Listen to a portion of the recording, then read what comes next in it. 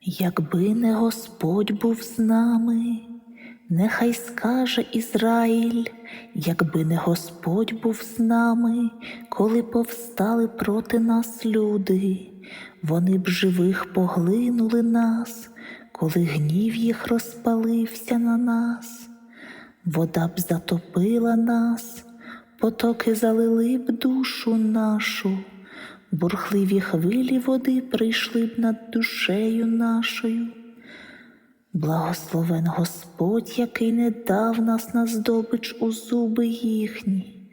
Душа наша, як пташка, вирвалася з сітки тих, що ловили. Сітка розірвалась, і ми спаслися. Поміч наша в імені Господа, що створив небо і землю. Слава Отцю і Сину і Святому Духу, і нині повсякчас і на віки віків. Амінь.